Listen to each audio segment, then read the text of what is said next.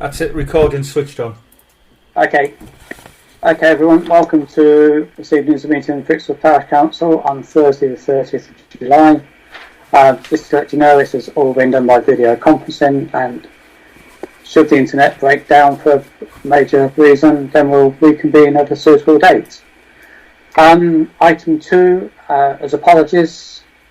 Peter, what apologies do you have? Apologies are received from Councillor Jackie Bird, Councillor Lena Howarth. Okay, are we quite happy to accept those apologies? Okay, do we have a proposal? Second, please. Thank you, Elaine. Have a second for anybody? Yeah, I'll second them. Okay, right. Lynn's just done that. Sorry, Tom. Okay, thank you. All those in favour? Yeah. Okay, yeah. That's everyone. Thank you very much. Item 3 is declarations of interest. Do any members have a declaration of interest on any of the agenda items? No. No? Okay, item 4 is to agree and sign the minutes of the previous meeting, which was 2nd of July. I think this was the one, Chair, where I think I omitted the apologies of Councillor Compton. Okay. And I just need to rectify that. Right. Does anybody have any comments apart from them that obviously Peter's just made? No. No? Could we have a proposal to accept the minutes subject to that revision? Yeah, I'm happy Thank to you, Elaine. Sorry, Tom, you second it? Yeah, I'll second it. Okay. All those in favour, please?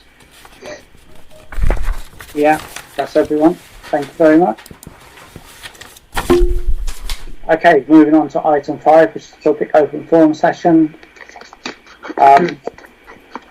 This session is limited to 15 minutes. We have one item on the agenda, which is development of football facilities within Brixworth. So I think that's over to you, Simon. Thank you, Chairman. Apologies, I'm just borrowing Lynn's PC. I couldn't get mine to work. But so, dear councillors, thanks for the opportunity to raise some football development plan concerns with that the football club has.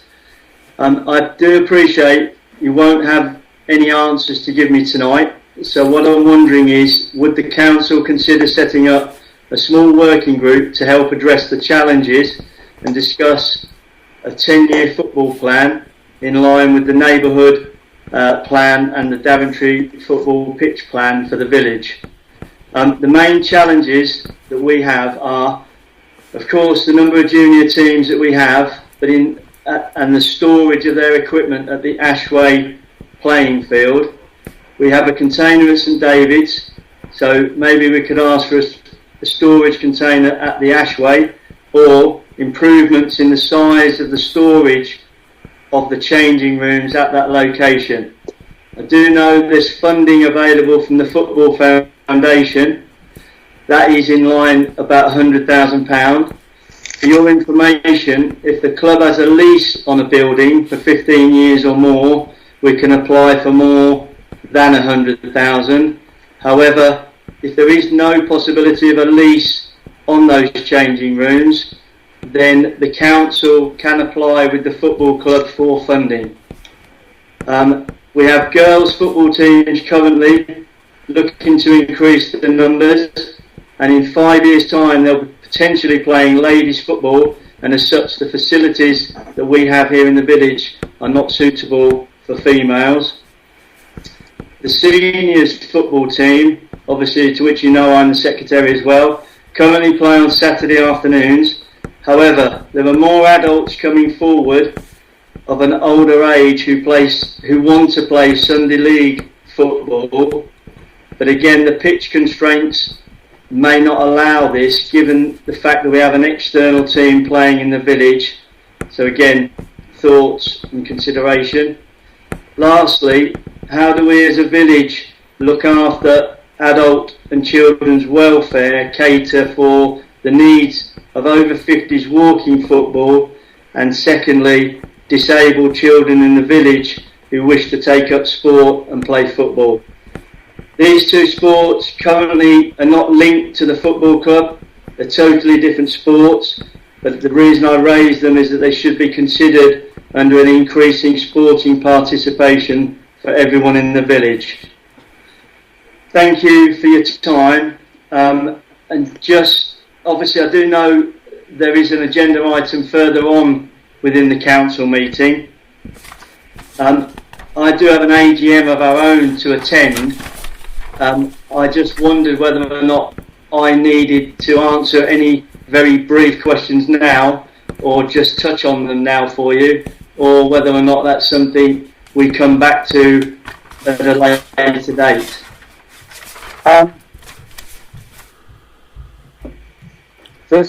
Would the rest of the council be happy to deal with 7.2 sort of quickly while Simon's here, just to sort of see if we can start the dialogue on that, guy?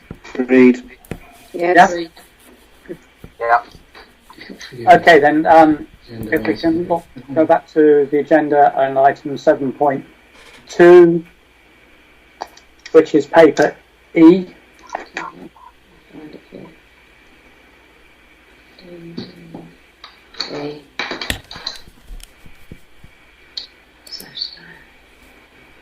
Now, if I read this right, Simon, what you're after is to try and move the pitch slightly away from the cricket square.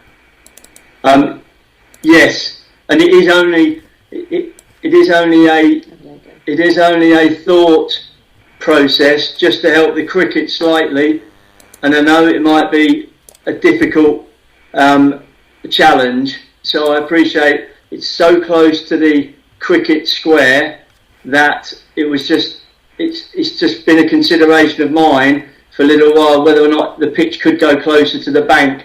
Now it may not suit, and it was just really to pop it on the agenda to say maybe we could meet just to look at that, see how close it sits with the cricket, because currently we don't have an area where the coaches can stand without really encroaching on the cricket square area, and I appreciate they rightly don't like that. So that was just a brief, just a consideration really, if we could meet and just take a look at that. I mean, I must admit, sort of my first gut feeling was that it's pretty close to the bank already, which must make it quite awkward for taking corners. Yeah. For the players. Anyway, so to move it any closer, to take a corner, you'd be running down a steep bank, which I guess is not ideal. No. The only other way of doing it would be to actually make the pitch slightly smaller. Yes. So I guess it's something you wouldn't really be too keen on doing. I'm not sure what the overall size of the pitch is at the moment, to be quite honest. I haven't measured it from the drawing. But I guess it's not maximum size, and it's probably a little bit above the minimum size. Yeah. So I'm not sure if there's any way to go moving it nearer the bank to make it sort of playable. I don't know if anybody else has any comments to make. The only option, whether or not you can do some minor contouring of the bank to enable that corner to get closer to it. That's the eastern corner.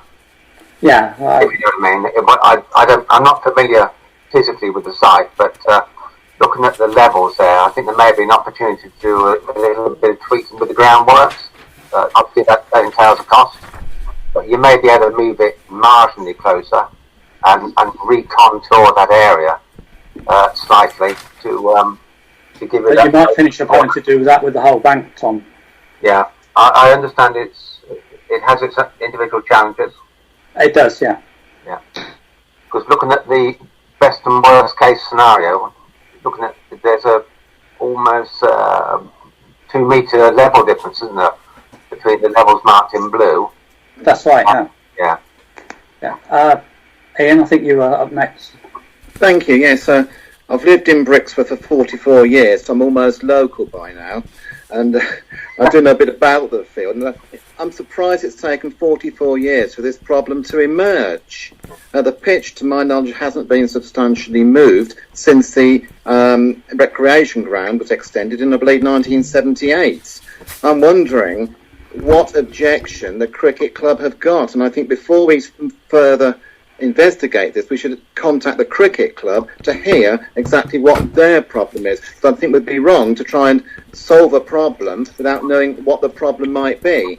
If there isn't a problem we feel needs overcoming, then if it's just a matter of somewhere for the managers to stand, maybe that can be addressed separately. It can Moving the pitch isn't the only answer, I'm saying. Yeah.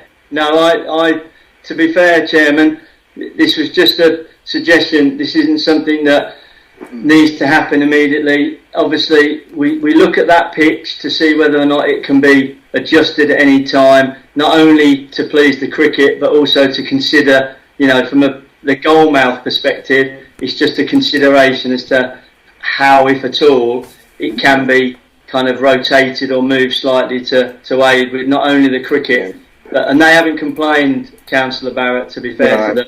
So it's a very, just a general thought process which could fit into any further discussions around my earlier football development plan. But for class chairman, if they haven't complained, what have they said? The cricket people. I don't know. No one spoke to the cricket people yet. So that's something we could ask Mike Parsons. Elaine. Thanks. I just wondered, why is there a particular reason the cricket bit has to be where it is? Could that be? Yeah, you wouldn't. That's a massive job to move it. Yeah, you wouldn't expect them to move that, to be fair. That's built up completely different to the rest of the field. It's not just grass then? No. Well, it is grass, but there's a lot of things happen underneath it that make it different. Special grass? Yes. Yes, it is actually different grass, yeah. Honest. Sandra. I don't think my little hand is working. I can't tell if it's working or not. So I apologise. Simon suggested or requested that we set up a working group, and I think there's a lot on this agenda that needs to be looked at, and I don't think we can do it in a full council meeting. So Simon also suggested that these things didn't need an immediate answer. So can I suggest that we do actually formulate a working group so we can just deal with this item by item in a grown-up way, invite Mike Parsons to that and any other interested parties that these decisions might affect. Please. We can come back to that sort of later on in the meeting when we come on to that. We can review that item again, because I know Simon's got an AGM to go to.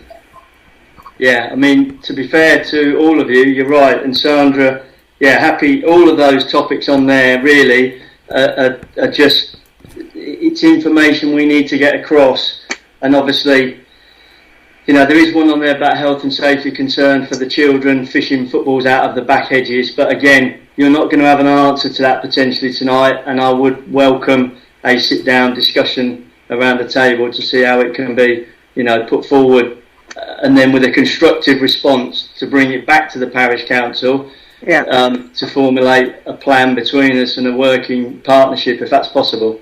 Yeah, that's possible. Well, so hopefully, if Simon needs to go, at least he can go and say, I think we're confident that they're going to be putting a working group together. Yeah. Lovely. We don't know yet. Thanks for that. Okay. Thank you. All right. Have a good meeting. See you soon. So, Yeah. See you soon. okay, then if we go back to part one for decisions, item 6 is to consider the financial transactions and authorise the payments for July 2020, which is paper B.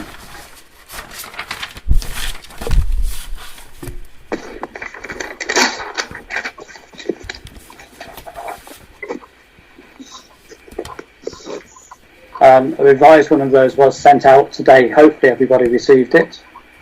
So I know Peter was having problems with some weird messages coming back on from his email server.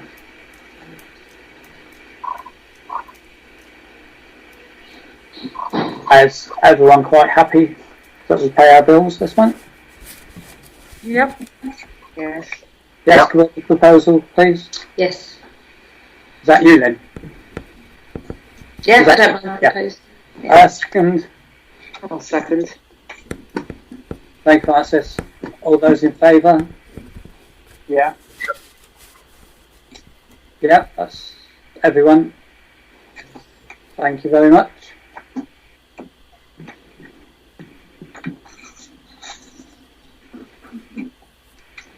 And point 2 on the finance is to consider the report from the verification officer, which is paper C.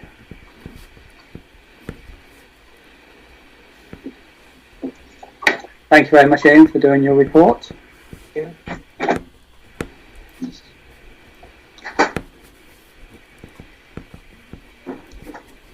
you want to make any other comments, Ian, or are you quite happy with it? Well, simply, we've spoken to Peter about this, and it's digging through the regulations. It turned out that every time he wants to buy something, like a replacement padlock, our present regulations say he has to go with a begging bowl almost, and a letter of authorisation to the chairman to get it signed before he can do it, which seems an incredible waste of our chairman's time, and indeed our clerk's time. It was simply, I was suggesting, as I put on the report, to putting a de minimis amount. In other words, he can spend up to £100 on oddments throughout the month. But again, any larger items he needs, he'll still have to get authorisation for, just to try and streamline things, make decision making more efficient and effective. That was the idea. Otherwise, we'll simply adhere to the present regulations. Okay, Lynn, you've got your hand up. I was just going to say, isn't this a bit like petty cash? In which case we can set a maximum of £250. £100 doesn't really seem enough to me. This is to me, it's petty cash that we're talking about. I think it's mainly for bits and pieces that Mark goes to buy from Screwfix. I'm just saying I'd be happy to propose a slightly higher amount, which would be in accordance with the financial regulations.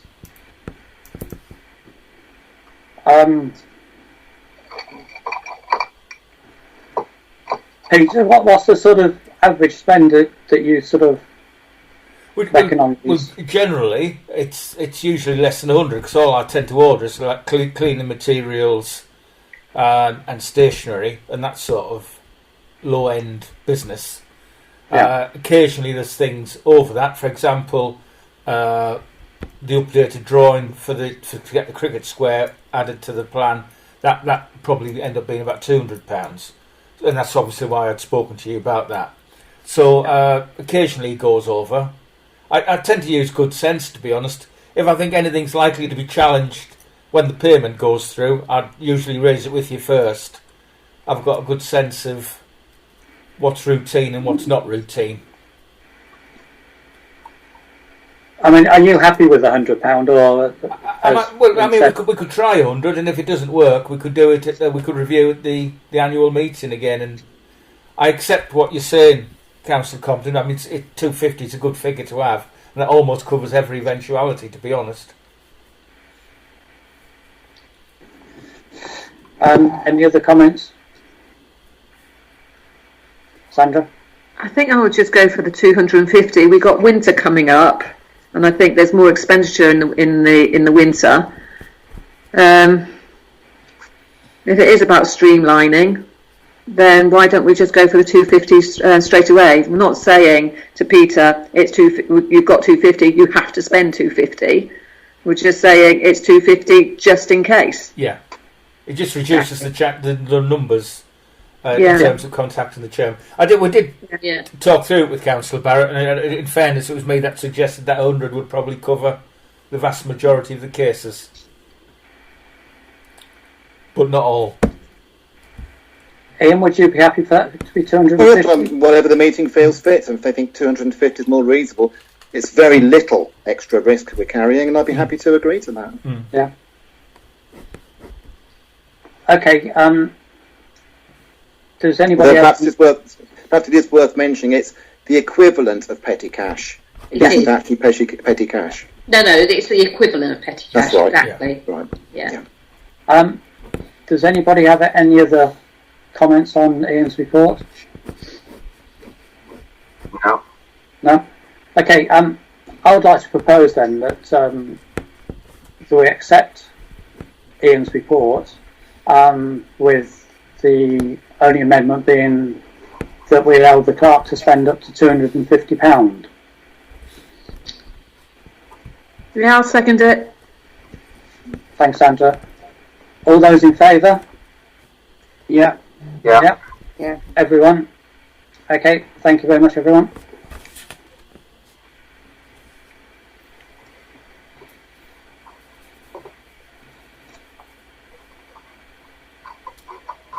Okay, then moving on to item 7, which is grounds maintenance, is to consider the submitted tenders for the ground maintenance contract, which is paper D.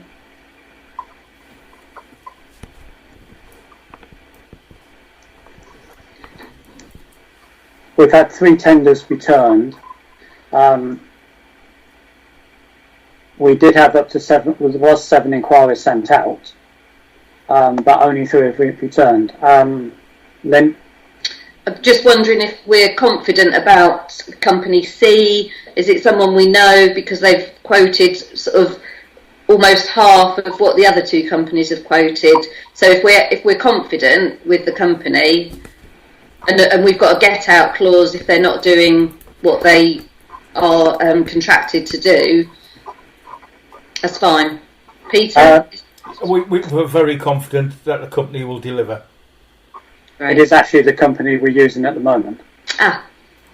Yeah. and they were recommended by a number of other parish councils in the area. When I asked all the clerks who they'd recommend, quite a few came back and said R&G. So that was quite promising. Excellent. So yeah, I think we're comfortable with R&G at the moment. Can I propose that we accept company C then, please? I'll second that. Okay, thank you. All those in favour of accepting company C? Yeah. Yep. That's everyone. Thank you very much.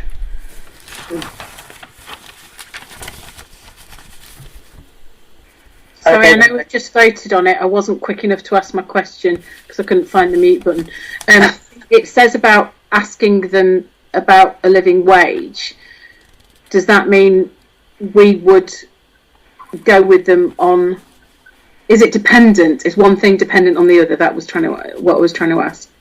All of the ones tendering were asked to make sure that their labour costs included for complying with the living wage, and if they were to subcontract anything else, which R&G don't, then their subcontractors would also have to comply with that as well. Okay, thank you. Does that answer? Are you happy with that, Elaine? Yes, yeah. Yeah.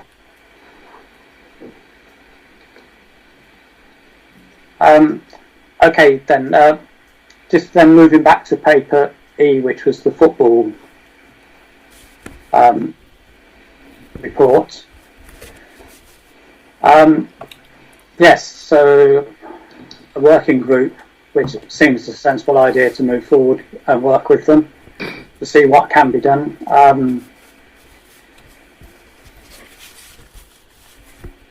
Any volunteers to go on the working group? Yes, please. Yes, please. Ian? Yeah. Thank you.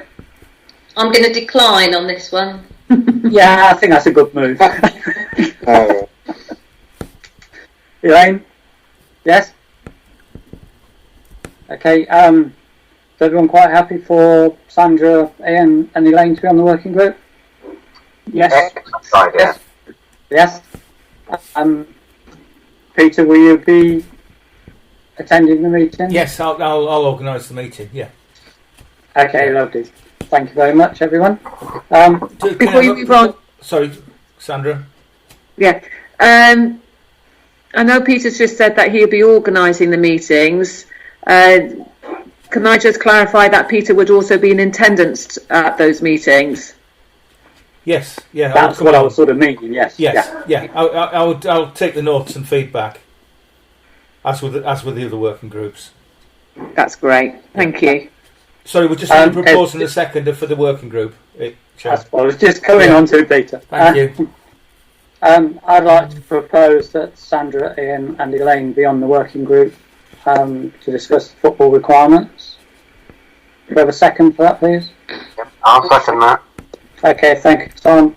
All those in favour? Yes. Yeah. Yeah, that's everyone. Thank you very much.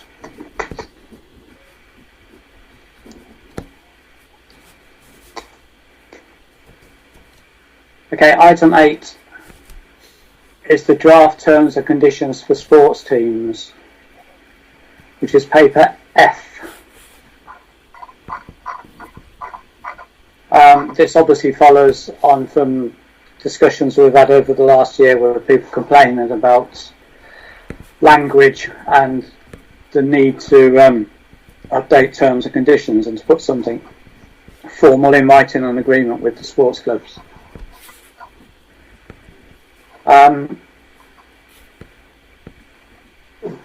Peter's drawn this up and has asked for us to approve this document for consultation purposes. Now, I mean, obviously this is something we can talk to the football club about with the working group, and also something we should share with the cricket club. And I think that's the only two we have to worry about at this time. Lynn? Just a typo in the document. Yeah. I associated. Which typo? I think you've got of instead of to, I think, a couple of times. Okay. Yeah. I So think associated, yeah, was the main one. And paragraph 4. Yeah. Thank you. Does anybody have any other comments apart from that obvious typo that he's put in? Lynn? Sorry, not Lynn, Elaine.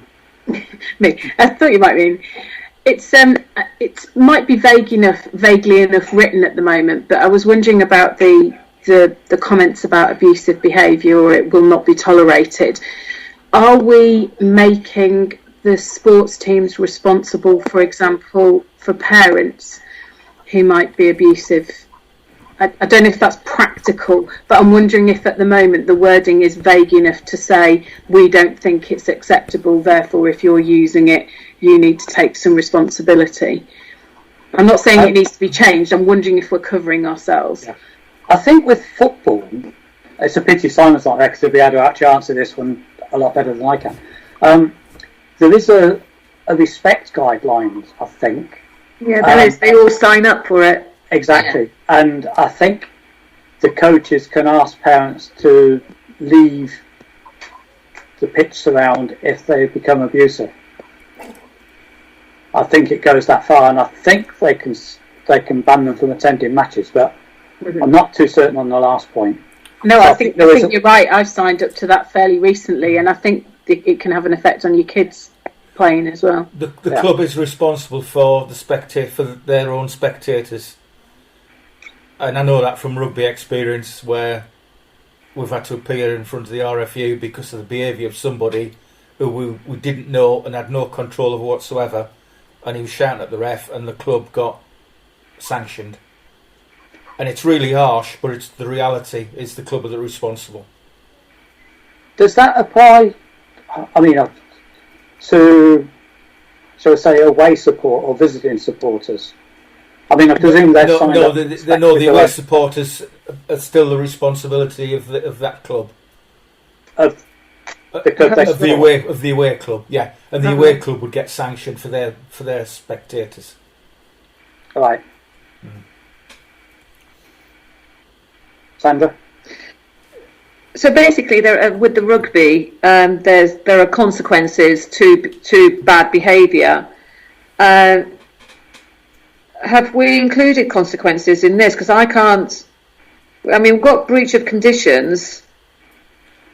What we've said is we work with the leagues and the governing bodies if there's a concern about behaviour. Yeah. But in the I think in rugby, it's the rugby union who dish out the consequences, isn't it? yes, but it's like any sort of complaint. Step one is for the club to deal with it internally, and if they can't deal with it internally, or if they're reluctant to sanction people, then that's when the governing body sometimes moves in. So it's whether the club's got a formal procedure for disciplining people. No, normally they do have. I mean, I don't know what the setup is. Do you know, Councillor Compton? Do they have a disciplinary officer at the football club? You're on mute, Lynn. Put myself on mute. I'm pretty sure they do, but Yeah. I'd have to ask Simon. Yeah. I can get him to confirm that. Mm. Or when you have the football working group meeting, you can just have There's a chat discipline about on there. it. Yeah. Yeah. Well, we can just ask that they all have someone in charge of discipline, can't we? Yeah. Disciplinary officer. But just the terms and conditions, sorry, 80-90% of them are already there as existing. I've only added the bits about liaison and discipline. Everything else has just been replicated from a previous version. So there's not a lot new there. It's just tackling the current issues. Sandra, you'll put your hand up there. Well, I'm just wondering whether that this working group is an opportunity for us to just start a clean. Do you know what I mean? We've kind of inherited a lot of historical stuff, and I would like to think that this working group is our chance for the clubs to get together, and and as and when we install the Mooga, then the users of the Mooga become part of that working group as well, very much like the village hall, is that any users sit on the committee, attend meetings, so that everyone is buying into it. So obviously we need to sort out sort of terms of reference or whatever for the working group, don't we? The new working group. Yeah, I'm sure Peter will draw some. Yeah, I'm just thinking that this paper F, for me, would be something that needs to be discussed at the working group. Yeah. Oh, yeah, I'd agree with that. Yeah, I mean, the recommendation was to approve the document for consultation. So it's a document. Yeah. It's first draft and... Oh, okay, well, should we just go, sorry for interrupting, should we just go for, if that's a recommendation, then that's fine then, isn't it? Yeah. I think so, yes, it's the starting point, isn't it? Yeah. I would therefore propose that the parish council approve the terms and conditions for the purposes of consultation exercise with the clubs. Yeah. Do you Can have I a second second for that? that? Yeah, I'll okay, second thanks, that. Sandra. All those in favour? Yeah. Yes. Everyone? Okay, lovely. Thank you very much.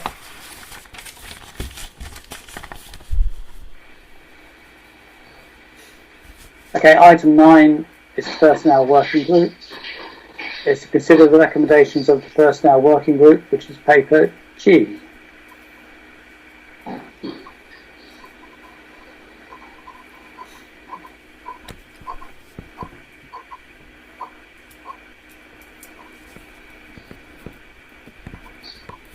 I'm sure everyone's read that one, and there's 5 recommendations there. One to note the report. 2 is to ask for progression of recruitment for an assistant to the parish clerk. 3 is obviously goes with the assistant's chair, stationery, laptop, etc. 4th one is just a confirmation of sufficient funding. As is the 5th one, that we do have authority to appoint staff in accordance with Local Government Act 1972, Section 112. Does anybody have any comments?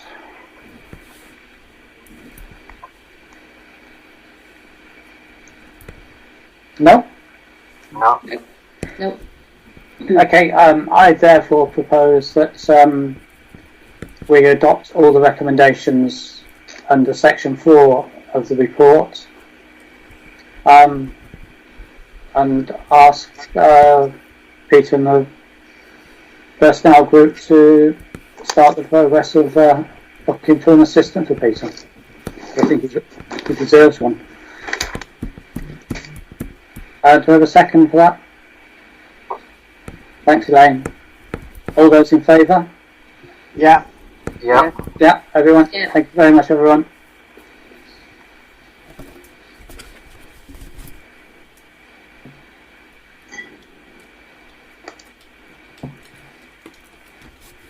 Okay, item 10 is specialist services.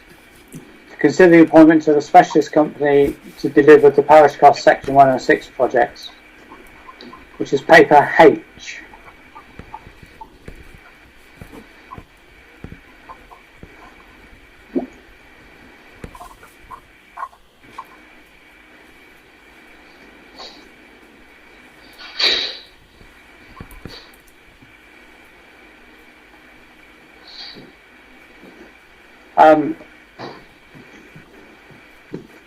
I've actually had sight of all the quotations, and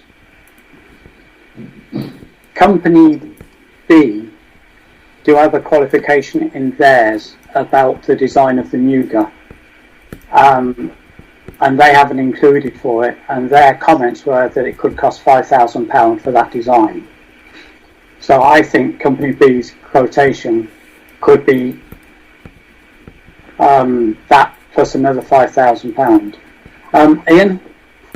Yeah, I was going to ask about Company B if I could clarify their quotation, Chairman. They've said clerk of works hasn't been allowed for, and in brackets, architect supervised. Now, does that mean the clerk of works is going to be extra, or the architect will do it instead of the clerk of works, and it's all included? The architect would do it instead of the clerk of works. Right, okay. Thank you. Sandra? Actually, Lynn had her hand up first, so do you want to go to Lynn and then maybe me? I didn't realise she got her hand up. You've gone mute again. Then you're on mute. I think we do agree that you need specialist services for the community centre refurbishment, but for the Muga, all the companies that I spoke to and I gave Peter the details for provide this. This is part of their service to design. They do the whole project from start to finish, and all you would need to do at the end, if you wanted to, would be to pay a company such as the one I gave Peter the details for to do a check to make sure the building works have been carried out to a high enough specification. So you don't actually need specialist services to do that, because the companies that actually provide the Muga do all that within their quotes. But the quotation we had originally, there was nothing in for obtaining planning permissions, obtaining any building control permissions. Well, when I spoke to three or four companies, and I asked them specifically about that, and they do all that. Mm. But they don't. So I'm slightly confused here, because well, we did last time. We did agree that we was going to go for a specialist company to do the whole thing. We are not at risk then. they're two different projects. Yes, I know they are. Yeah. But you can't bundle them up together. They're two totally different projects, Stephen. I know. I think there's probably three projects then, because the money for St David's, there's a lot of it for parks and gardens, which a playground equipment company couldn't do, or they might do, but then they'd be subbing it, because there's the parks money at the back, which is landscaping, bunding, seats, that sort of thing, and I'm not sure the same company could do it. But couldn't R&G do that? Our landscapers, couldn't we say to them, this is the additional work we want doing? They will be our landscaping contractors. They could do that. We don't need architects, and we don't need to spend this sort of money to do the mugger and the landscaping. I really absolutely don't think we need it. But I might, if nobody's in support of my view, Sandra? I think if you look at any company that offers Moogers, what they actually say in their comments is that they offer a design and a build service. That they offer the whole package. When I was speaking with Crick Parish Council about their football fields, actually, and they also mentioned that they had a Mooger, and so I spoke to them again, and I asked them whether they had a consultant, and also Road. With Road they didn't. They just let the building company get on with it. Crick, because they just asked for advice on appraising tenders.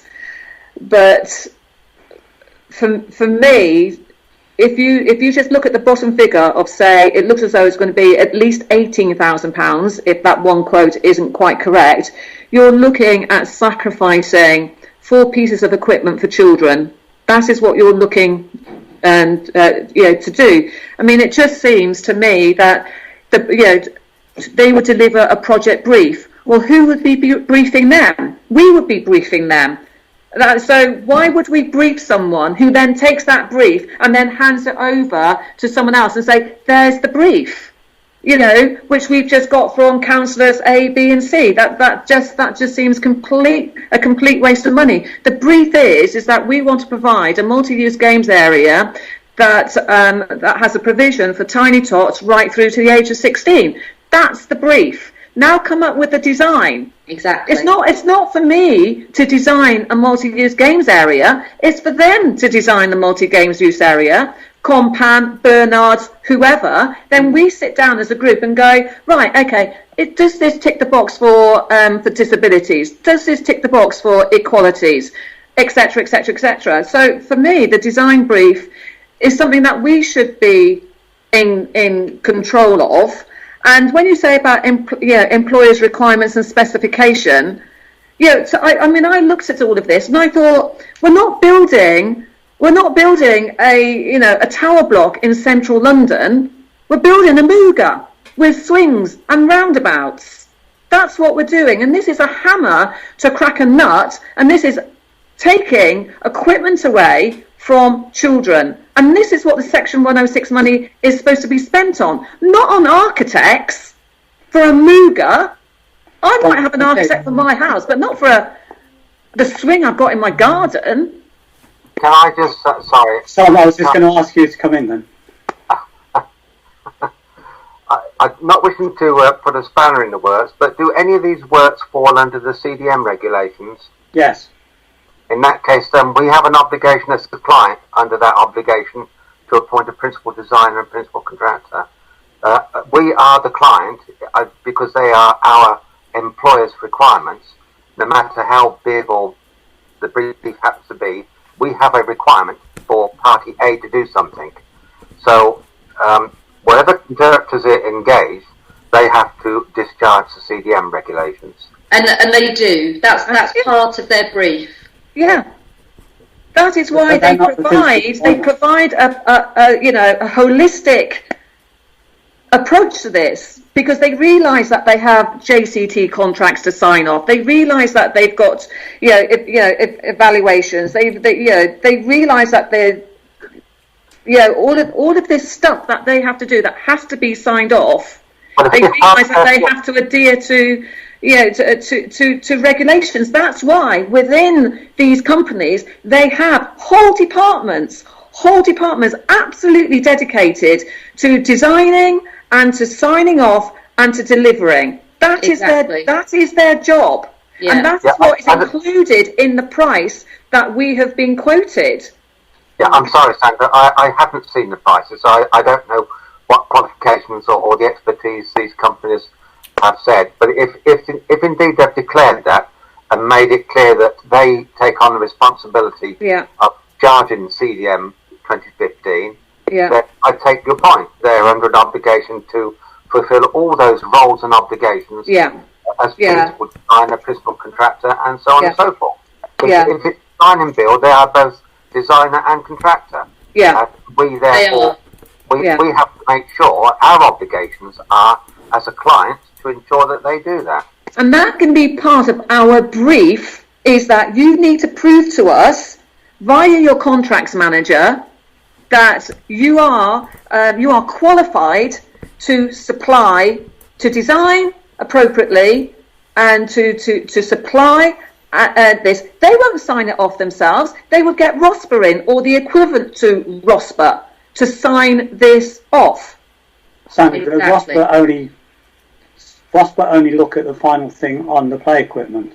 They don't look at how it's built or what's gone on underneath the ground or anything like that. ROSPA do a final inspection on what's there.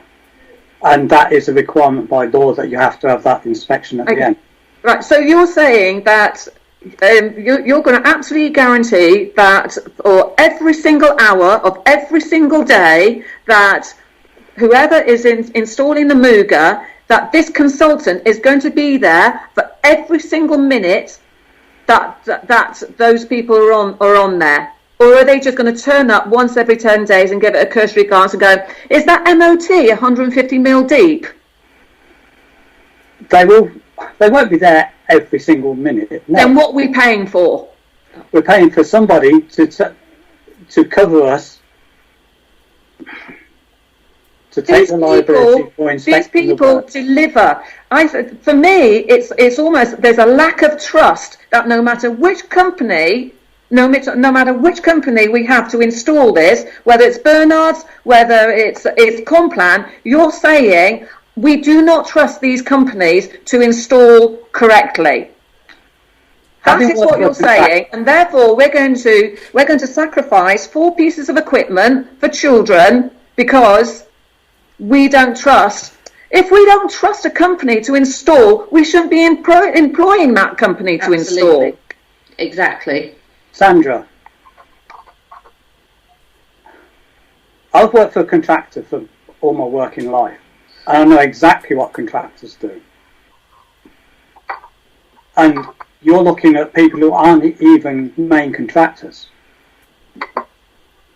You're looking at people who subcontract usually to a main contractor. Don't subcontract out. They do not subcontract out. I keep talking about Complan because that's the company that I have dealt with. Complan do subcontract because they don't do the surfacing. But that could be within our brief. We do not want to. We will not award this contract to anyone if all they end up doing is subcontract it out. That can be within the brief. It can be put in the brief, definitely. I think we've got to protect ourselves. Then what we do is that we ask the companies, this goes out to tender, and we ask those companies, okay, have you got the JAC contract?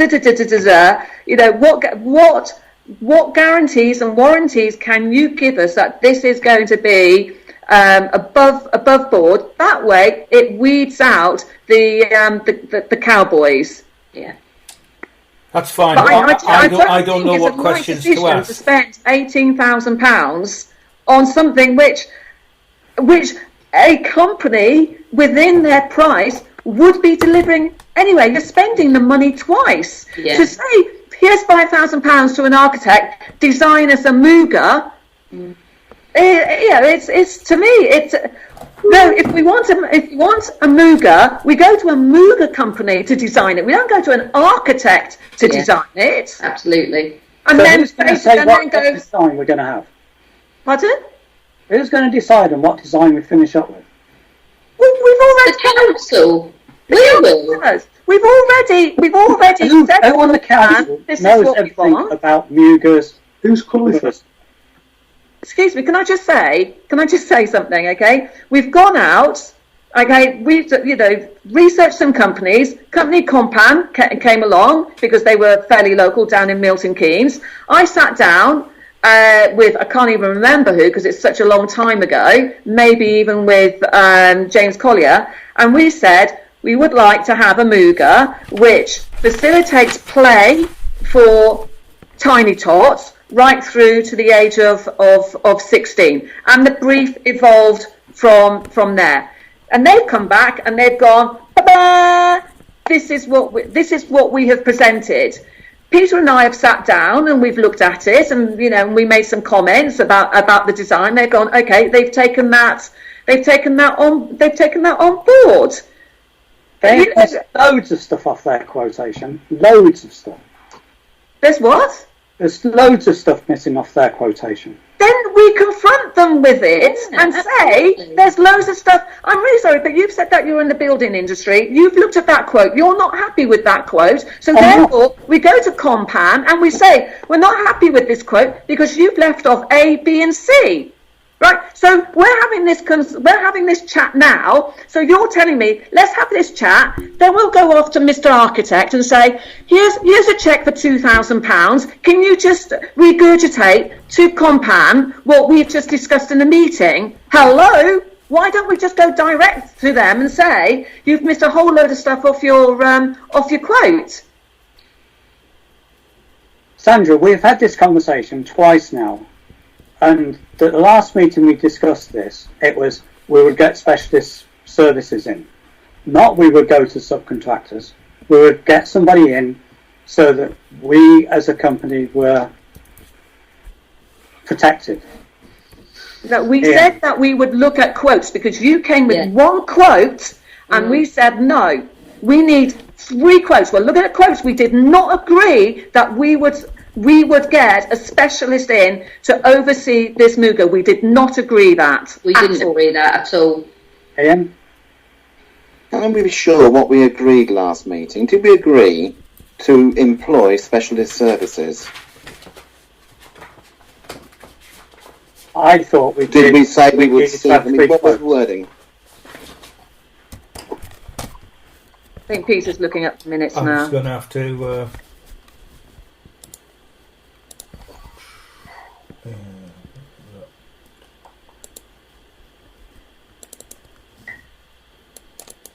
Yes, Stuart?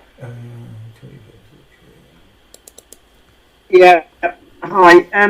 I just wanted to ask a quick question. I mean, the whole point of these 3 quotes is to mitigate against the risk. Now, I'm not aware of exactly what risks will lay with the parish council if you don't go via any of these 3 companies. Has there been any sort of risk evaluation and any assessment of that to explore either route here?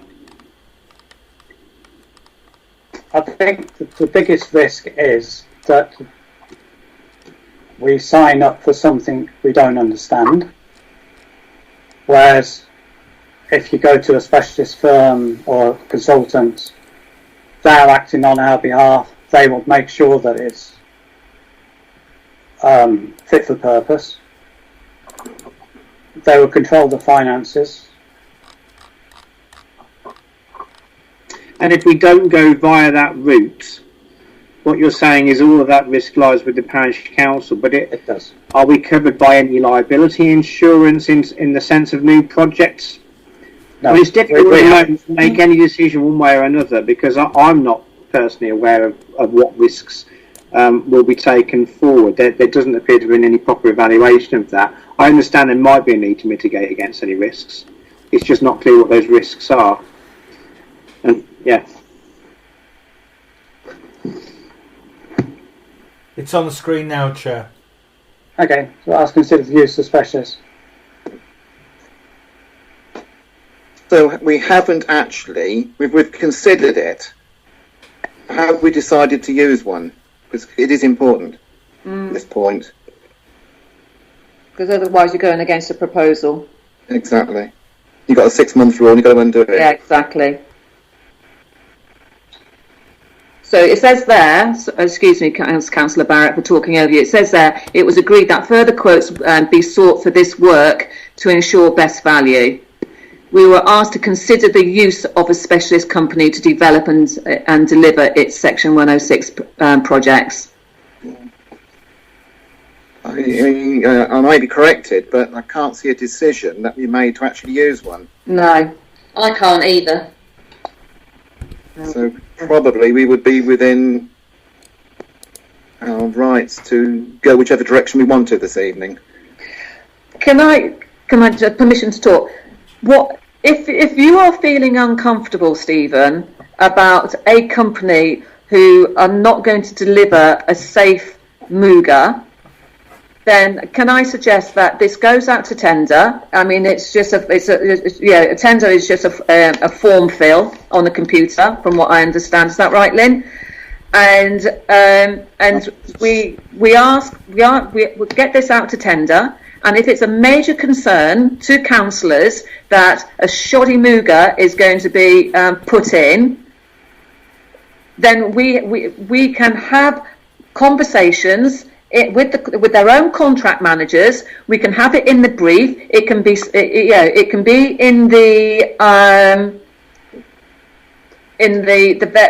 JCT contract to ensure that we are all singing off the same hymn sheet. All of that stuff, then that protects us. Because if we say that a swing needs to be embedded in 150 mil MOT with a slurry made out of unicorn horns, then fine. And then we are protected. And if we find out that actually they haven't used unicorn horns, then we go, we're not paying you, and you have to rip it up and you start again. But we will be protected through the JCT contract. And I'm sorry, we're going to have to trust companies and their contract managers to deliver a project. Maybe I'm being naive when I read these companies that have been in existence for a few decades when they say that they, quote, they offer a design and a build service. And can I just speak through the chair? Go on. Yeah.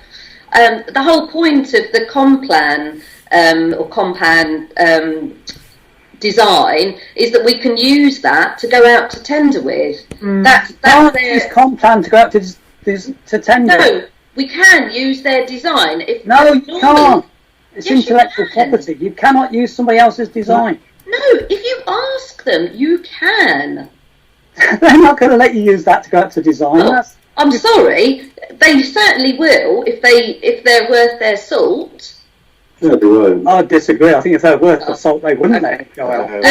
What we could do is take Compan's design and go, what is it, as councillors we can sit down, sorry Lynn, we can sit down and go, what is it that we like about the Compan design? We like the fact that it's got a central focus, and that can be part of our brief. It just needs to be a general brief, so each company comes up with something. With their design. And then we choose the design and the cost. Yeah. Who's going to draw it up to go out to design? Who's going to draw it up to go out to tender?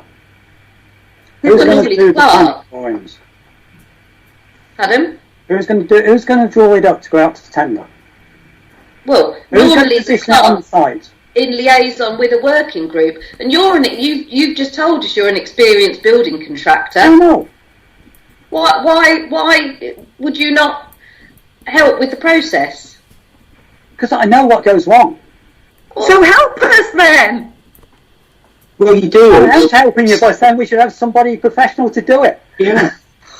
None of us are covered legally to do this. We would be covered through the JCT contract. No, we are not covered by the JCT contract. If we cock up and it costs us any money, we are not covered. Could I just ask if anybody has spoken to other parish and town councils that have recently gone through this process? Yeah. And what they did? Yeah. I have. Right. And I have. And I know for a fact district councils would always use supervising officers They would never leave it. Even design and build it would be supervised. They'll have clerk of works and play officers, landscape officers, but they've got the resources to do that, and we haven't got that resource. That's the only concern, really, is the lack of expertise. We'd be piecing it together. It's like, for example, the surface. We want the surface is crucial. Compan was suggesting tarmac. The chap from Boone's said schools don't use tarmac anymore. They use some sort of artificial surfacing where you can do hockey and basketball and everything else on it, and football, where tarmac's limited. It does fewer sports. But there's something where there's conflicting advice. So we just have to decide, as a parish council, what we want to do, rather than have that advice given to us. Or we get half a dozen design and build contractors in to do presentations, and we just pick the one that sounds the best. Just have an evening where they just come in, give them half an hour each, and pick one. I've been involved in that process before. I've actually been to a council where they've had some submissions, and it finished up. There was 3 submissions, and the council wanted to take the best bits out of everything.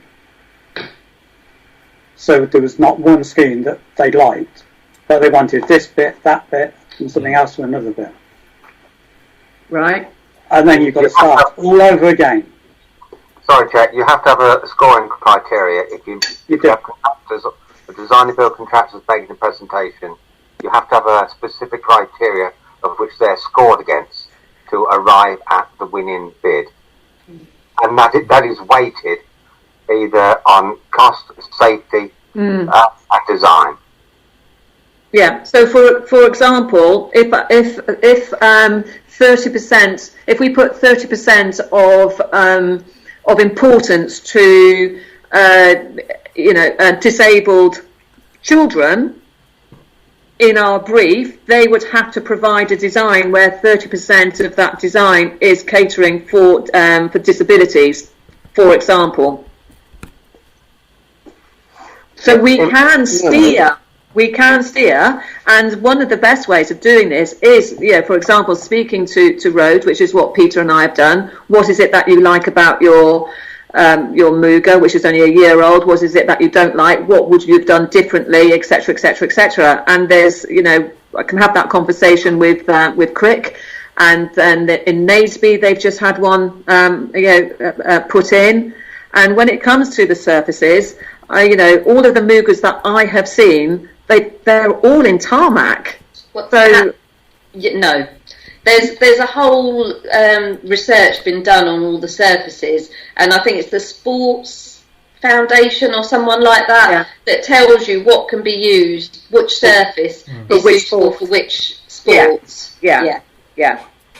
And that's the decision that we need to make. But that is out there already, that research. We don't need another consultant to tell us that, you need to choose, because it will still be asked to choose between those surfaces and what sports we want.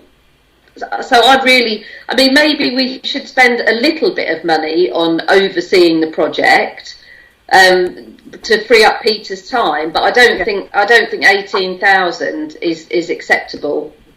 Well, as Crick did, they had specialist help with the tendering. Yeah. So that would have included the brief.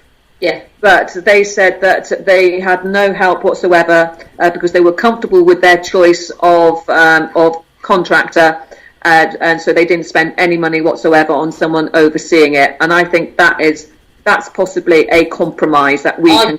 I would compromise with that as well, definitely. Who provided the specialist help, Sandra? Would you be able to get me the details? I'd have to get back to Crick because he didn't have the details to hand, so I thought I would just bring that information to here, and then I can speak with Charles again tomorrow, and he can get that information for me. Yeah, okay. Also, could you do that with your, and maybe Lynn as well? You got your Clark's Network thing. Yeah.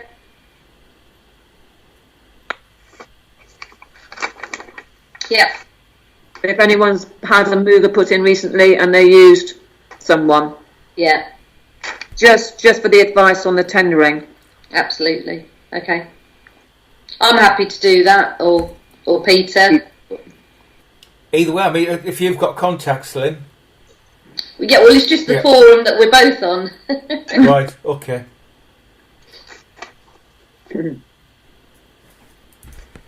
So going back to basics, Mm-hmm.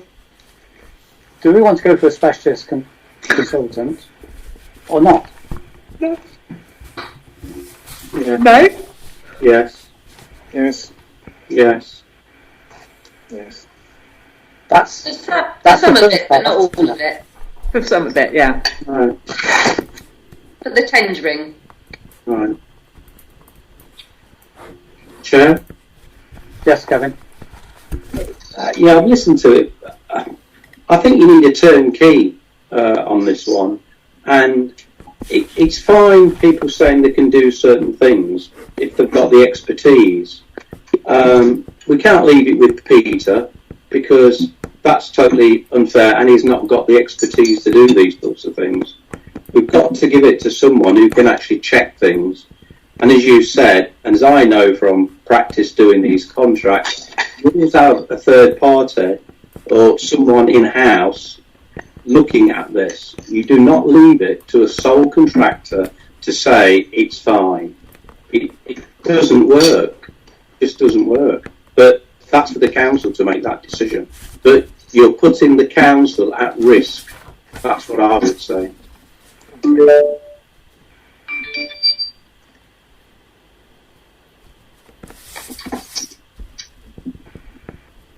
Anybody else have any other comments?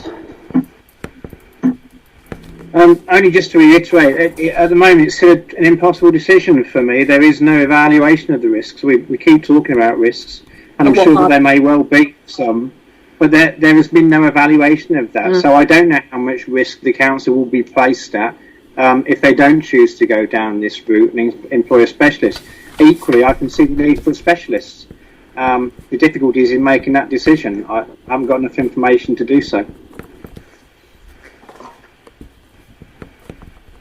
Maybe what we could do for now is because we know Compan, is that we could ask them, what is it that you do or could do to alleviate our fears that if something goes wrong, it's on our doorstep.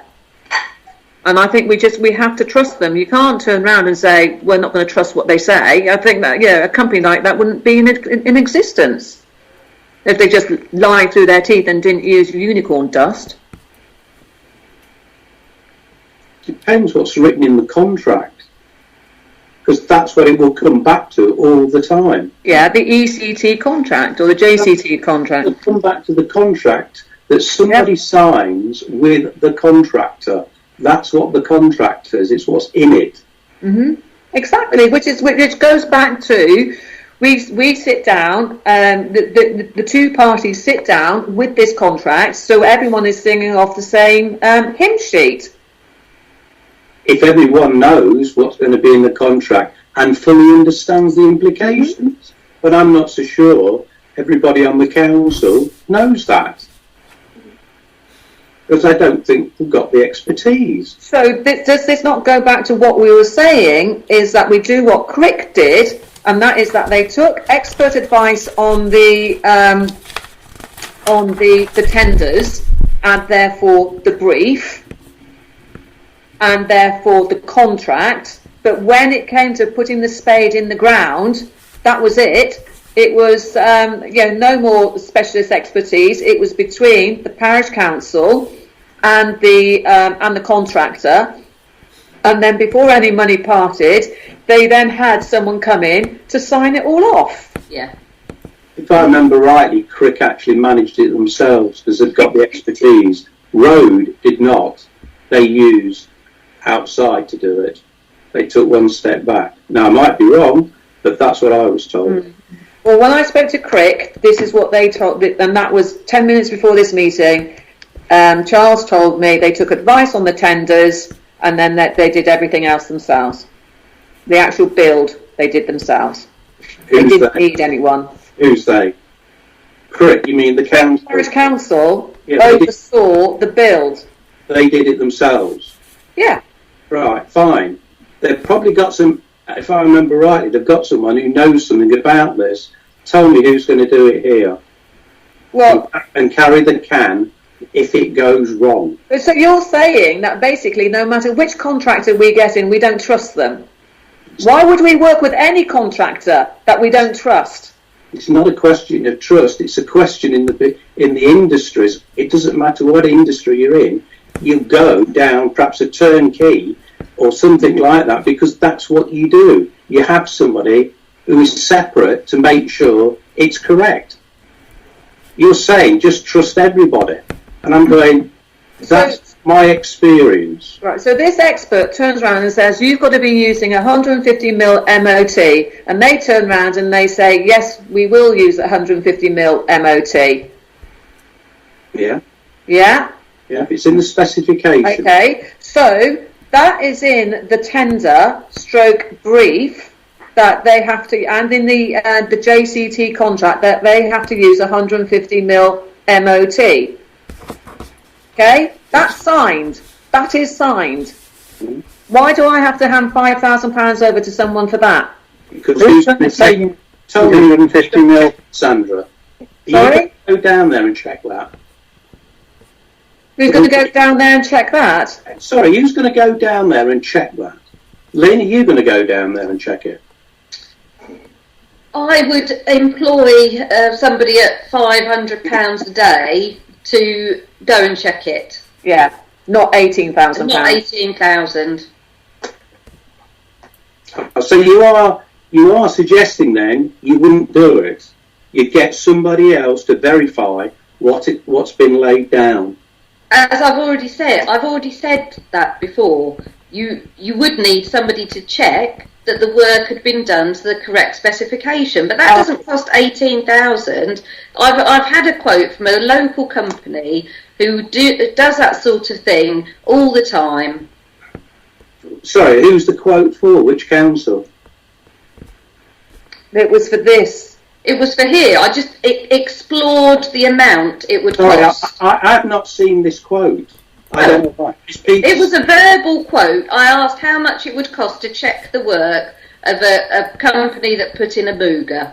That's all. And I think I've given all the details to Peter anyway. Is that after the Amuga had been installed that they would sign it off? Yes. Or would they be actually going there day in, day out checking? No, they wouldn't be doing that. No. Like this company charging £18,000, they wouldn't be there day in, day out. No. It's up to the council, but my position's clear. Well, I would feel far more comfortable sitting down, at least giving Muga companies, whether it's Compound, whether it's Bernard's, I would actually like to, because this is £18,000 of Section 106 money that's going to, that will take away 4 pieces of equipment from children. Okay, is it value for money? I'm not sure. So therefore, I would want to sit down with the contracts manager of any company, be it Compound, be it Bernard's, and go, right, convince me why we shouldn't be spending money on a specialist company, or whatever you want to call them. Tom,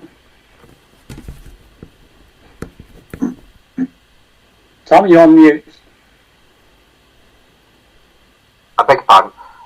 Despite some of the heated comments, clearly the council needs to have its interests protected by one means or another. And under normal circumstances, in fact, under every circumstance that I've had experience in, it tends to be somebody independent other than the contractor who's actually doing the work. Now, I think, reading what Sandra says, she supports the idea of someone protecting our interest and in some form or other monitoring the competence of the contractor doing the work, whether it's on a daily basis or a weekly basis or whatever. That's a matter of fine detail. I think the basic argument is what achieves best value. And and yes, it does seem an awful lot of money, but there must be some common middle ground here. So the council needs its interests protected, because we can't do it, and it'd be foolhardy to put all your faith into a contractor thinking that he is protecting our interests as well. He is protecting his own interest, yes, in discharging the works in a competent manner, as he wouldn't be invited in the first place, but because we are spending public money, we need also to be very careful that we are following correct procedures and not putting all our eggs in one basket. So somewhere there must be a common ground here to get an independent, competent company who would protect our interests. Ian? Thank you, Chairman. A couple of bits of information. Can we just get away, please, from this £18,000? The range is between 12 and 18. We're not even sure of that. It's a lot of money we're talking about, but 18 is not necessarily the figure. Second point is, it worries me trusting somebody in a commercial context. Yes, maybe I am naturally suspicious, but I'm cautious, and I'm very aware of the lack of risk we should be taking with public money. When all's said and done, we don't even trust our clerk. We have a fidelity bond as part of our insurance in case he runs off with the money. There's nobody more trustworthy than Peter. But if we have to watch ourselves with Peter's job and our clerk's job, for goodness sake, we've got to do this one as well.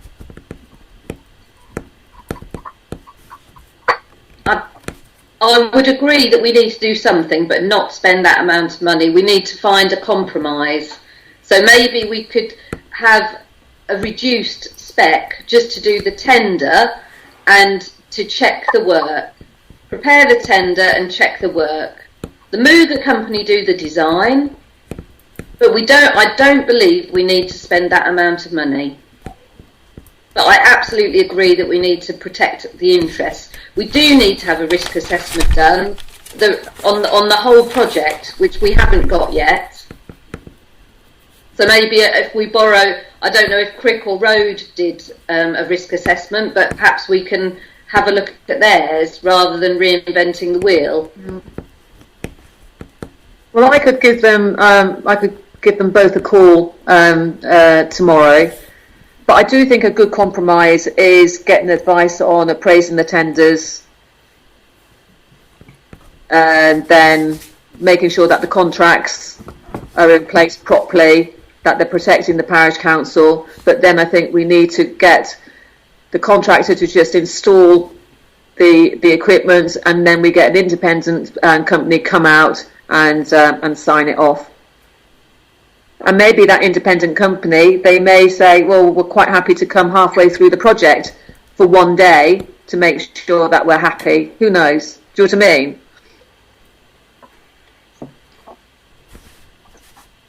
I think we found a compromise, Chairman.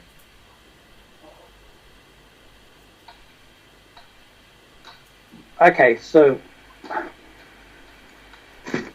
I'm going to propose that we use a specialist company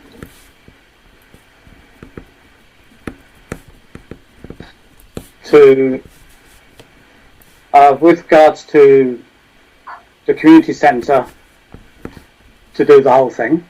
Yeah.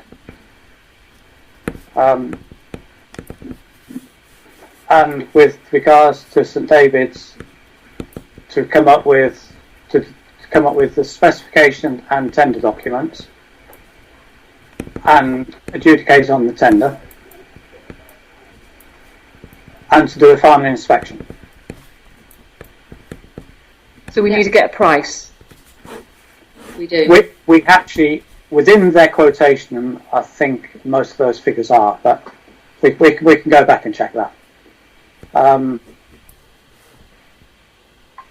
But then whoever we go with is a different question then. I think we need to sort out what we want to do first, then we can go back and get the quotations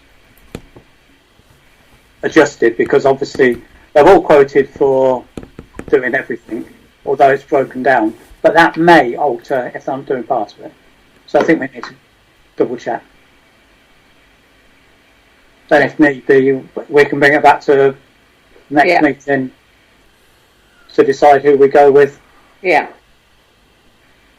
And then if we do want to ask anybody to do an intermediate inspection, we could always ask for a separate sum of money for a day rate or something like that to come out.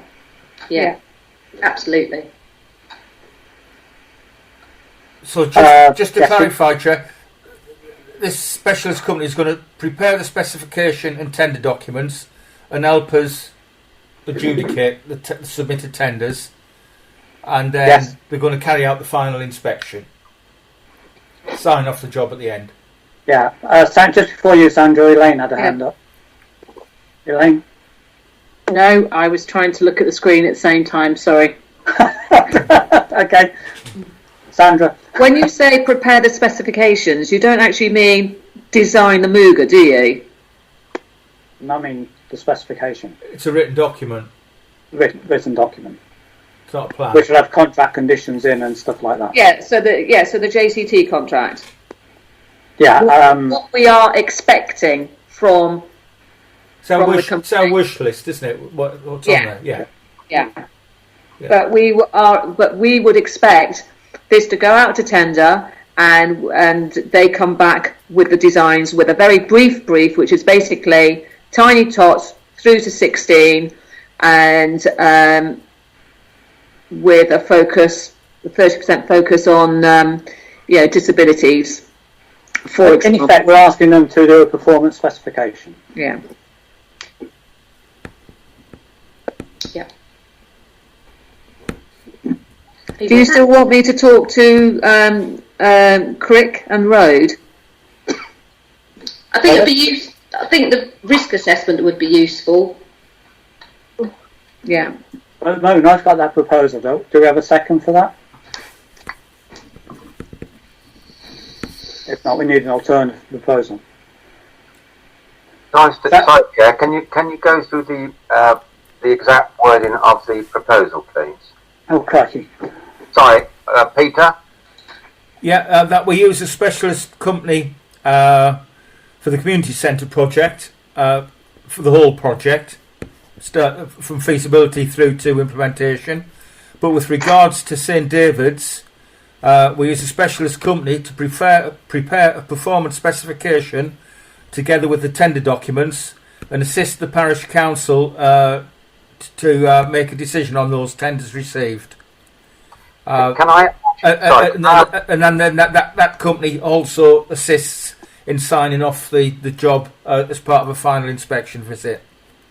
May I suggest that in that preamble you use the expression employer's requirement and specification? Okay. Yeah. Employee's requirement and specification. Yeah. Yeah.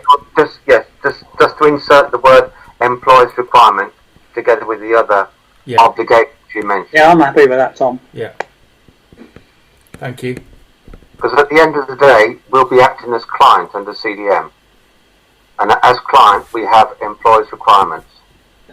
Is it CDM? What, Charlie? Construction Delta design Mike. regulations. Yeah. Okay. Commonly known as Cadbury's Dairy Milk. Cadbury's Dairy Milk. Yeah, that Which is a lot more enjoyable than the CDM regulations. Okay. So, we're then going to ask whoever wins the tender to become the principal designer. Is that how you'd see that, Tom? I do. Okay. You can become the principal designer and the principal contractor in the same breath. Yeah. Sorry, that was all a bit technical, but And we end up with a client's representative. yes.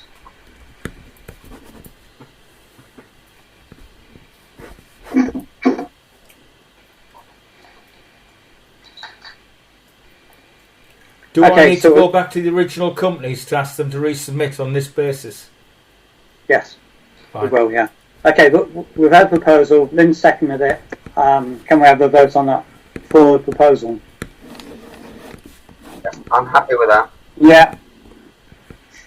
Against? You're against that, Ian, yeah? Yeah. Yeah.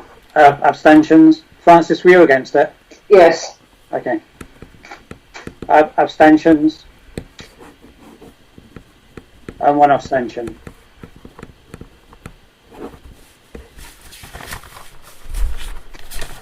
Did that go through, Peter? Yes, that's fine. Yeah? Yes. Yeah. Okay, thank you everyone for that one. Well, that was easy.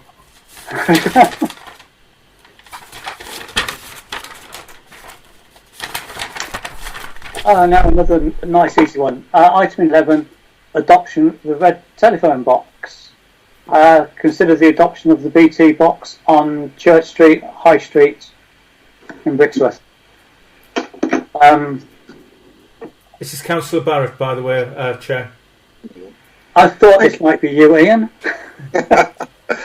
Oh dear, yes. Would you like to give some background on this one then, please, for the benefit? I could talk telephone boxes and gasometers for months. Just make it brief, please. Just make it brief. Yeah. Some time ago, we were offered a chance to adopt telephone boxes in the village, and we turned them both down historically.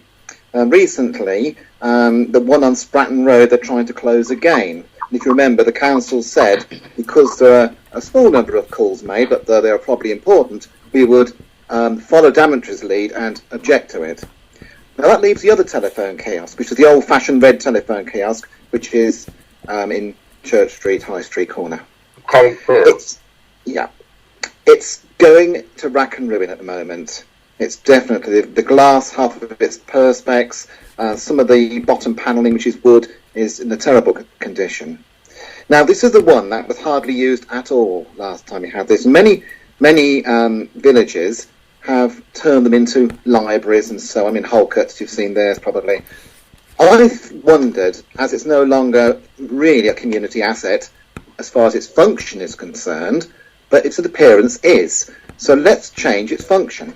And I wondered whether we could adopt it and turn it into, possibly, as an information kiosk, as it's halfway round the blue plaque course.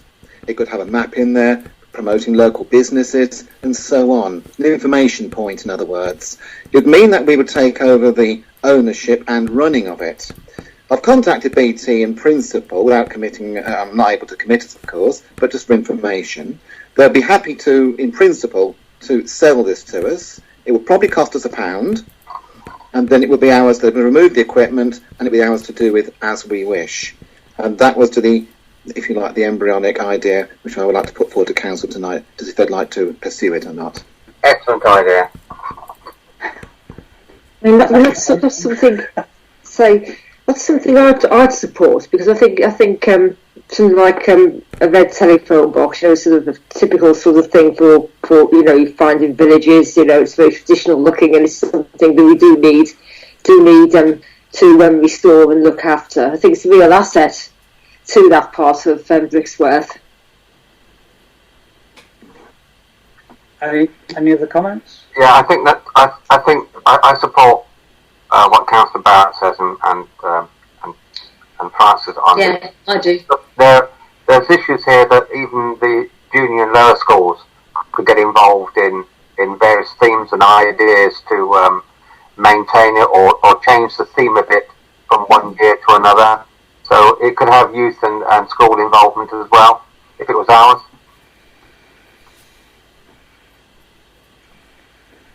Okay, any other comments? Just one issue from what other councils have done. You've got to make sure that BT leave the electric supply intact. It's just if you do end up putting anything in there in terms of anything where you need a light on, for example, if it ended up being a defib in there or whatever, then you need the electric supply. Once it's disconnected, it's about £1,500 to £2,000 to reconnect. So yeah, just advice from. I don't think it would be our interest to maintain power to it, personally speaking. Sorry? I don't think it would be in our interest to maintain electrical power to it. That provides us with other obligations. They're usually happy if you ask them to keep the power in there. BT usually carry the cost for future years. Okay, that's fine. Yeah.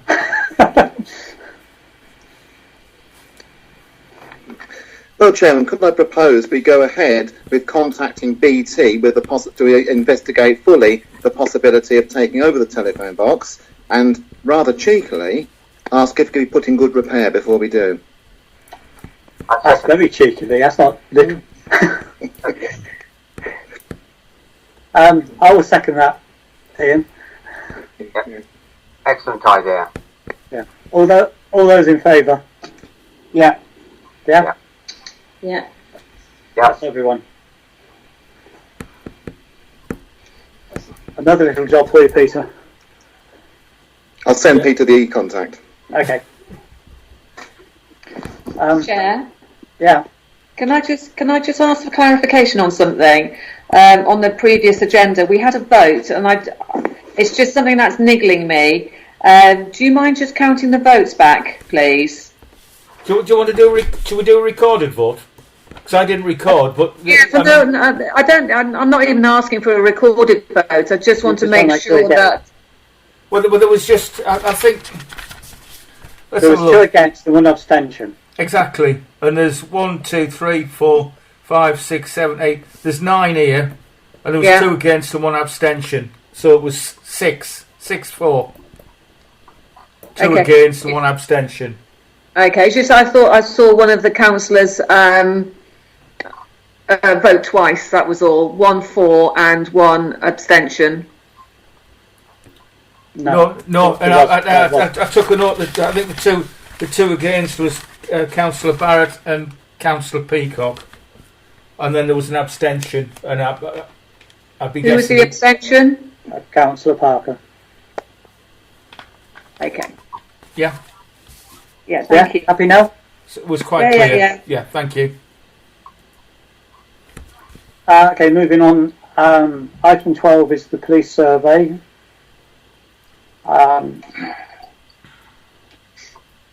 Consider response to the police survey on priorities. I must admit I hadn't gone through this one. I have, Chair. You have? Yeah, I clicked on the link and it just asks you about 4 questions of what you think about the community and the direction to which you think the police should be involved. I'm just paraphrasing it very briefly, but it's an easy Survey Monkey questionnaire. Again, Councillor Barrett asked this to go on the agenda, Chair, so you may want to give some sort of summary.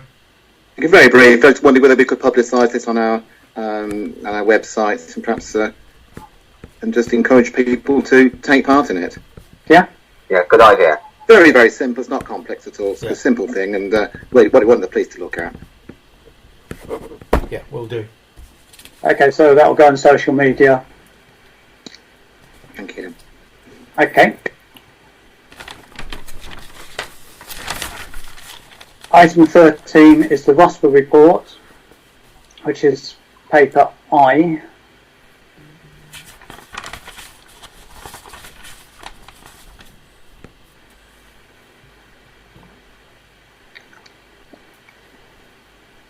This was carried out when all the playgrounds were actually closed. Yeah, I thought so. Hence the comment about the long grass and probably some of the equipment not being clean, I would guess. Yeah.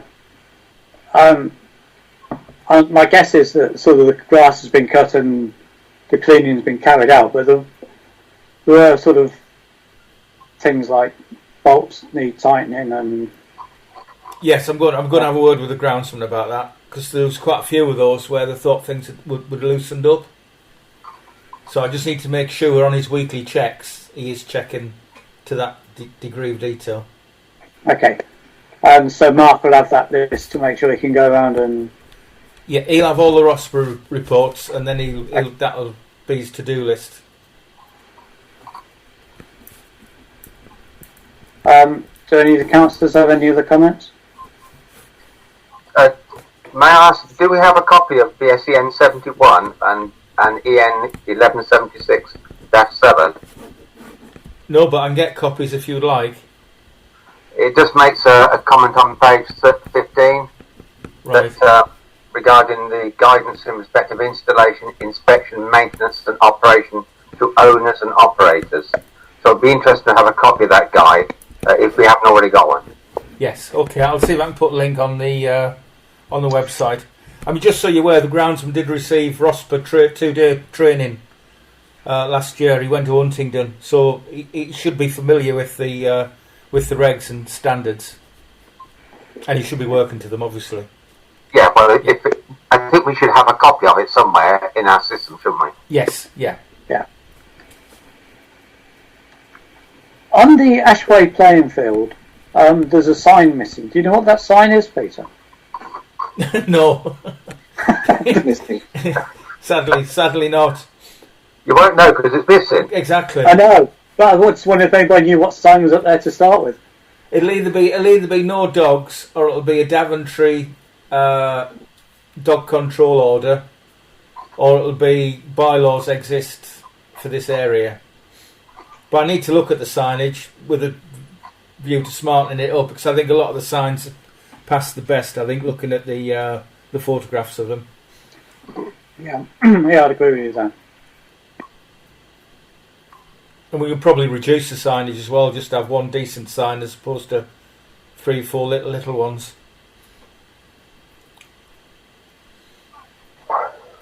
I mean, the recommendation is that the parish council is asked to note the report and request necessary actions are carried out as soon as practical. So I would like to propose that. I mean, obviously, we need to make sure everything's safe. Just going to stop it. Sandra, you got your hand up? No, I haven't really. Well, I have, but you know, because I'm looking at my phone whilst you're thinking. So I'm sorry. Okay.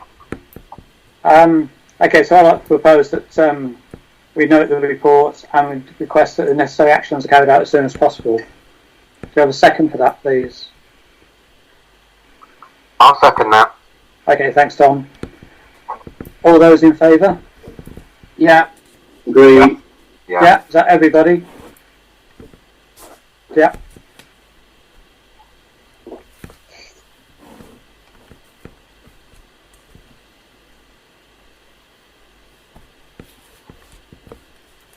Okay, item 14 is village projects.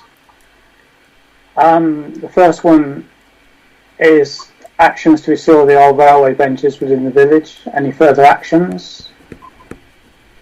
Which is paper J. Don't know who wants to lead on this, whether it's Ian or Francis. Dave is first. Okay, I'll make a start. So assume everybody has read the paper. Yes. I have confirmed that those benches are original London North Western Railway benches. I went out and I visited each bench and I photographed each of them from different angles, and I sent the photos through to Ian, who's working on this with me, as well as the clerk and the chairman. But basically, I would say they need all the woodwork replacing because it's not original. There's the wrong number of planks there, and the metalwork, of course, needs attention, which of course basically needs sort of cleaning off. To do this work, the best thing to do is to dismantle the benches and remove them from site, and sort of take them away to be restored, and then put them back when the work is finished. And we need a company that could perhaps clean the metalwork down, so perhaps sandblast it and then sort of paint it. Now the painting would need to be done in a number of stages, because if you're restoring metal, you first put a primer on it, then an undercoat, and then a top coat. So it has to be, that's the way it would have to be done. Wood, you'd need someone with the appropriate carpentry skills who could you know, sort of cut all the pieces you needed basically to do the bench. Now the lettering on the seats, the way that it was originally done was with cast iron lettering. You know, each of the letters is made individually and screwed onto the bench. But of course, the issue with that is, you know, they'd be prone to theft and vandalism. So as an alternative, we could have the names sort of carved into one of the planks on the, sort of on the back of the seat, if you see what I mean. We've had a carpenter who was able to do that. I mean, the photographs of a restored bench of the same type at the Northampton and Landport Railway have been circulated, so we'd be looking to have that sort of appearance, probably in similar sort of colours. I've got a couple of names of a couple of companies that we could possibly use to do the work, which I shall pass to Peter. Got one company that does sandblasting, there's another one that does, it's like sort of carpentry sort of company, and they were recommended to me by the NLR, so I shall, I'll pass the details of those to Peter, and then we can sort of take it from there. The other point I'd like to make is the ground on which the benches sit is quite rough, it's quite untidy. And I think if we're going to go through all this effort to having these benches restored, something needs to be done to make good the surface on which they sit, perhaps have it paved or some other sort of suitable surface, whatever we think is appropriate. So anyway, I'll hand those to Ian now. I think Francis has said most of it already. The only thing was we were wondering how genuine they were, and Den Coles from the History Society, and I believe Francis as well, we've actually got a picture of Brixworth Station, undated, but probably 1920s-ish, maybe earlier, showing these seats in situ on the station. So it's rather nice to know they've only just come up the hill. It's rather nice. The London North Western Railway finished in 1923, so we're talking of these seats being probably a lot in excess of 100 years old. So I think they are worth taking care of. Not commended to the council to take this a little bit further so we can start being a bit more specific about costings and so on. But certainly in principle, I'd recommend that. It's something we should pursue further. Thank you very much, Ian and Francis. Any comments from other councillors? Chair, can I just make a construction comment as well? LNWR colours can still be obtained by a company called Phoenix Precision. They still make and sell those colours. Phoenix Precision, I beg your pardon. They still manufacture LNWR colours. Okay, thank you, Tom. Sandra? So you think that you don't want to risk having the plaque put on the back? Well, it was never actually a whole plaque. It was done with individual cut-out letters as a traditional way of doing it. Each of the letters would be cast individually for the name, and then they'd be sort of fixed onto the back of the seat. That's the way it was done, rather than having a whole plaque. And what I'm suggesting is something that creates that effect, but it's not done with metal letters, if you see what I mean, because of the temptation for vandalism and theft. Sort of having them done sort of individually, but of wood instead. And if they were carved into the bench, it would give the same effect. I mean, we don't have to do it that way if nobody wants it done that way, but it was just a suggestion. Because anything made of metal is prone to theft, as I'm sure everybody knows, really. Yeah, maybe what you could do is have it carved in wood, but painted in a metallic paint, so it looks like metal. Yes, well, that would be as a compromise. That would be a good idea. We could do it that way if we chose to. Yes. Yeah.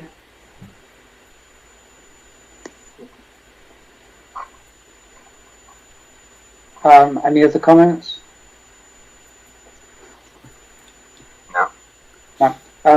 I personally think we should go for the sort of heritage solution and not go for the modern sort of fix. But yes, and carving the letters, I think, makes a lot more sense. And some sort of applied finish on the carving would be better. I think the next stage ought to be then see if we can come up with some budget for these 3 benches to be fixed. So if Francis can provide those details to Peter, perhaps we can get somebody to come out and have a look at them and give us some quotations. Yes. And I take your point about the area underneath, and yes, it does. We do need to do something with those. I'm sure we can get somebody to do that. We can come up whether we want slabs, block paving, or concrete, or something. Yeah. Concrete may be better because we can bolt them straight to it, so to avoid anybody blocking the benches, shall we say.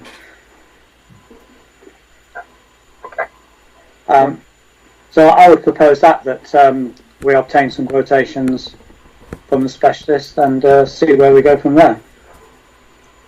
Yes. Do we have a second for that? I'll second it. Okay, thanks, Francis. All those in favour?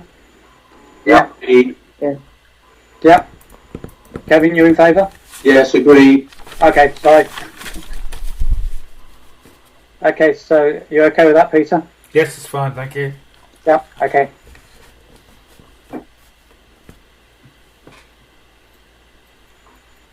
And then the second part of the village project is considered further action to deliver the wildflower seed project, which is paper K.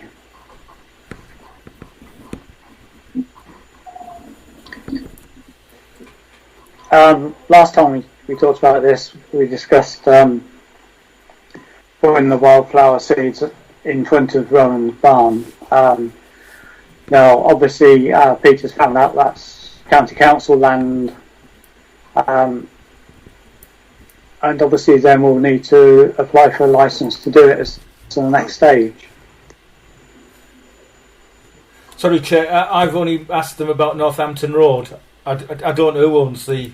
Are you seeing this? Oh, right, sorry. Does the same apply to Rowan's barn? Is that also highway verge? I don't know, to be quite honest. I suppose I'd need to double check. Okay. No, I don't know. I don't know if it is or it's not. I mean, yeah. Can you double check on that one? Right. Peter? Yeah. I'll do that tomorrow then. I think once we know where we are, we can decide. If it's not county council, we can then pretty much decide next time to go on with it. Because I think we need to do it in September. Yes, we do need to do it in September. Yeah. So it's a matter of getting a licence this month if it is county land. Yeah. Elaine? Hang on. Is there a general question? If Peter's got to ask the question anyway, can he ask it as a general question about any bit of their land in the village? Or does he have to specify the particular places? I would imagine I'd have to specify the particular place Okay. for the licence purposes. Sorry, could you specify, do you need to specify any more places as a backup? That was all I was thinking. Rather, like you say, we need to move it on. I don't want you to have to come back to the next meeting and say, oh, we can't do there and we have to send you away and ask for permission for a different place or anything like that. Well, I could ask for Northampton Road as well as Holcott Road, which are the two sites we've identified. Yeah. Unless you want to think of a third one. Is there a cost involved in the licence, do you know, Peter? Or is it a free licence? I think it's a free licence. Okay. I think you normally just have to produce evidence of insurance. Okay, which we've got. Which we've got, yeah. Sandra, did you have your hand up? Sorry, can I just are you trying to verify which land belongs to parish council and which land belongs to highways? Well, I'm not familiar if we own any land there other than I think we're responsible for the village green part, but I think the rest might be highway verge. Because I think if you go onto Street Doctor, there's a map, and it shows. I'm sure it shows it on there what land belongs to whom. In a broad sense of this belongs to highways. I don't think it does because I'm always getting these questions and I've got to guess them. I'm always getting people ring me up saying, "Is this parish council?" And if it isn't, I've always got to just guess that it's highway land. There's a plan that shows you what roads are public highways and which ones aren't. Okay. But as far as I know, there isn't one that tells you all the verges. I've asked repeatedly at county, and they don't seem to have a document and give me. Okay, if you want, Peter, I'll have a word with Highways. Yeah. And I can just sort of sit down with them and just draw up a map and just highlight in green what belongs to the parish council, highlight in orange what belongs to Highways. Yeah. Then if you scan that in, then we've got a permanent record. Yes, that's what I've been after all the time. I'll make a note and have a word with my contact at Highways. Is that all right? Yeah. Yeah. Okay. So hopefully we can bring that back next time and get that one. Yeah. Approved. Okay. So you're giving me authority tonight to seek licences for those 2 sites? Yes, I propose that we grant Peter permission to obtain licences for those 2 sites. Can I have a second for that, please? Yeah, I'll second that. Okay, Tom. All those in favour? Agreed. Yeah, thank you. Yeah, that's agreed, Peter. Okay, thank you.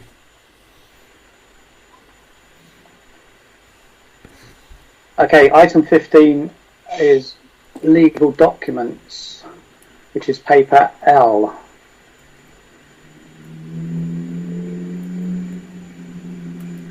This chair it just highlights that I don't have copies of the vast majority of legal documents. I think I've only got 2 originals, and that's the storage facility for Brixworth Juniors, and I might have the Central Sports one and maybe the Cricket Club one. Everything else is kept with solicitors off-site, and really I'm just asking for authority to get copies, and then I can store them electronically, and if there's ever queries, for example, we've had queries on Spratton Road on the wreck, I'd automatically have those documents stored that I can easily access. Ian? Yeah, can I just refer you to document or line 08? It refers to Froxhill Way. Now, we've had problems trying to find the ownership of some land with a laurel bush on it with Froxhill Walk. I think it's supposed to be Froxhill Walk, because we certainly do own that land and we mow it. There's nowhere else to be seen, so perhaps that could be looked at and put right if it's a mistake. Yes, certainly. I'll check that. That's the cut through, isn't it? From Foxhill Crescent through. Yeah. Yes. Yeah.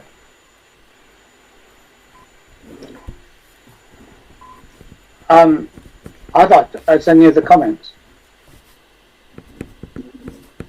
No. No. I'd like to propose that we give Peter authority to obtain copies of the legal documents. So can I just ask, sorry, how much is that going to cost? Well, I haven't got exact costs. I think I need to check the land registry charge, but I think it's certainly less than £10 per document. Might even be £6 or £7 a document. But then I don't know if the solicitors will happily scan them and send them back, or whether the solicitors may charge. If you notice, there's a whole range of different solicitors there. I mean, we use shoesmiths, but there must be another half a dozen names there. And I'll have to contact each one individually. It won't be a job that's done instantly. It'll just be a job that'll be done steadily over several months. Yeah, I was going to say, for me, I don't know how much of a priority this is, and I don't know which councillor has requested this, but is the councillor who has requested this happy that Peter does it when he can, but say within the next 6 months or something like that? Well, I'm just going to say I'll prioritise them anyway, because at the moment, for example, if we've got projects going on at St David's and the Ashway, then I would do those first, and the other sites I'd do as a low priority if there's no activity there. Okay. Thank you. Okay. Okay, I made a proposal. Do we have a second? Thank you, Ian. All those in favour of letting Peter obtain copies? Yeah. Okay, lovely. Thank you very much. And sorry, just to point out that any councillor can view legal documents at any time upon request. They don't need to do an FOI or anything. They just need to ask me, and I can arrange to meet up. Or when it's electronic, I'll be able to share them via email. Okay, yeah. Okay, that's the end of the decision-making stuff. Part 2 for information. Item 16 is finance. Paper M is the rolling budget.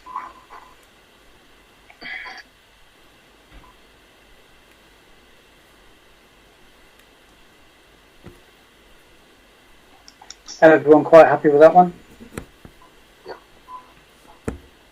Yeah. Yeah. Paper N is the bank reconciliation.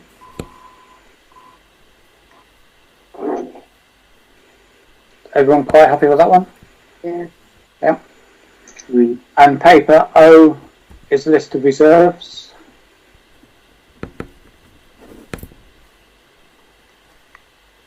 Everyone happy with that one? Yeah. Okay, on to item 17, community safety. To note the crime data for Brixworth, which is paper P.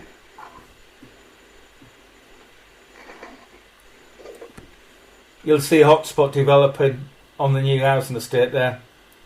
I think there was 17 crimes in May, and I think there was it 11 or 12 in on one of the roads there.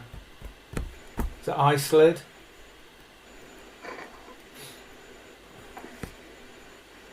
I don't know. I'm not sure what the roads around there. Yeah. Oh, neither more. Were these antisocial behaviour reports during lockdown? I think it must have been just as the lockdown was being relaxed, I would guess. But yes, I mean, well, you can see the figures. I think was it 18 last year and 44 this year? 42, yeah. 42. 42 this year. Yeah. Yeah. But don't forget, it's reported crime. It doesn't mean that a crime has actually been committed. It means that somebody perceives that crime's taken place. I believe there were lots of people reporting a particular incident or one or two incidents of antisocial behaviour. That's what's been reported to me. Right, okay. Yeah, there was also quite a few reports up that area about people meeting up, not doing social distances. That's what I meant, I think, actually, yeah. Oh, right, yes. Yeah, so it isn't antisocial behaviour in the traditional sense. It's antisocial behaviour through lack of social distancing. Right. Yeah. Too social, antisocial behaviour. Yeah. Right. Yeah. There was quite a few banging on Facebook about it, wasn't there? Everyone quite happy to see that one? Yeah. Yeah. Agreed. Paper Q is speed indicator devices.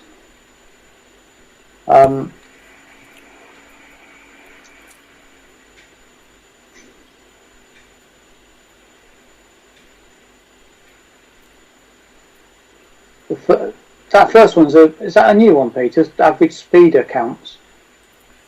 Yes, because that gives you the number of drivers that's actually breaking the speed limit. Yeah, that's what I thought. But the device is set at 30 miles an hour. Perhaps I should set it at 33. But you can see the figures seem quite high. And as you can see, people going to work, the figures, the drive out slower going to work, but coming back on a night, they're all flying home. I think it's between 5 and 7. The number of speeders is considerably higher than the other way. Yeah. So if you ever get the speed wagon out, that's the way they want to point it, is people coming into Brixworth rather than going out from that figure.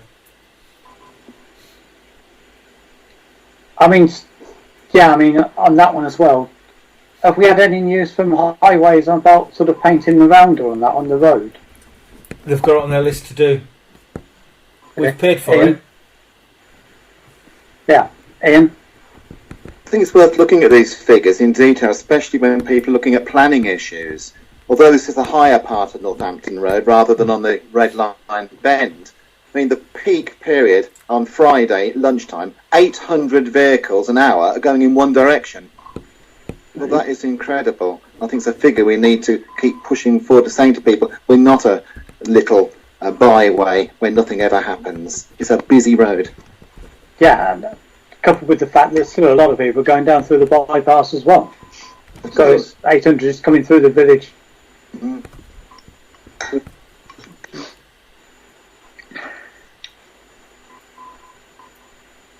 So is everyone happy to see the speed indicator figures?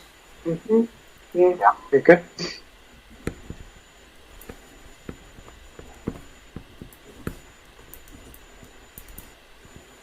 Item 18 is planning. 18.1 is to receive the planning decisions for June 2020, which is paper R.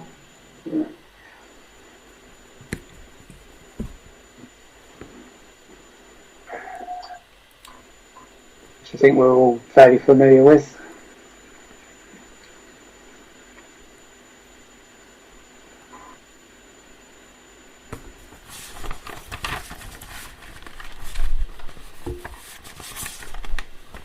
Paper S is the minutes of the meeting on the 1st of June. Everyone quite happy to receive that? Yeah. Yeah. And paper T is the report of the retail working group meeting on the 15th of June. On that one, Chair, would the council be happy to accept the terms of reference for the group? Agreed. And I just need a proposer and a seconder for that, please.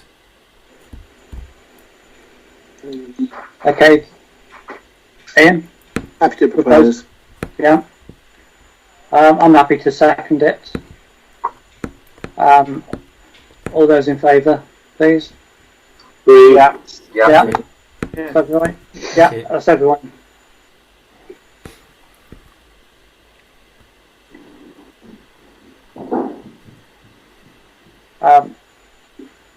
Item 19 is media and communications. Paper U is to receive the minutes of the meeting on the 10th of June.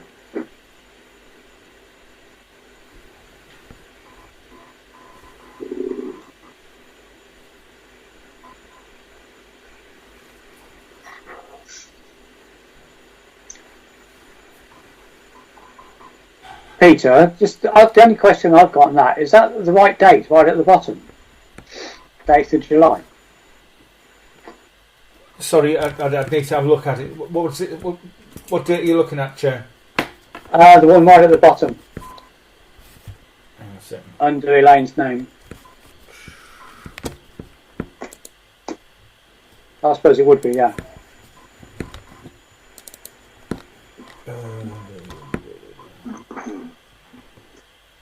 Yeah, because that way you when she signed it, wasn't it? Yeah. That's the date she signs it, which is the next meeting normally. Yeah. So 8th of July. Yes, it is. Yeah. Yeah. Right. Yeah. Everyone happy to see those? Agreed. Yeah. Yeah. Item 20, Parish Clerk's report. This is paper V.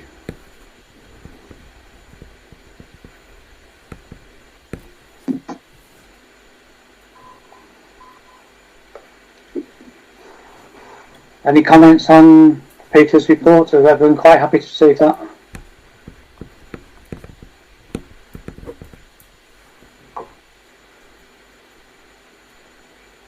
Yeah, everyone quite happy? Yeah. Okay, lovely.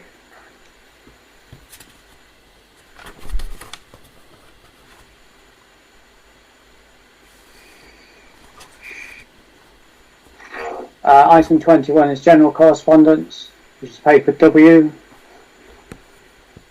for people to read at their will.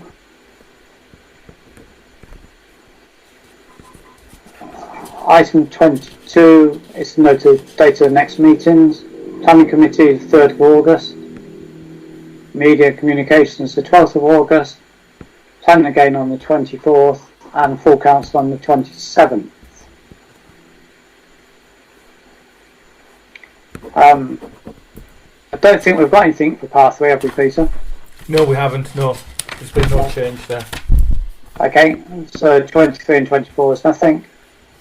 Item 25, urgent matters. I've not been notified of anything.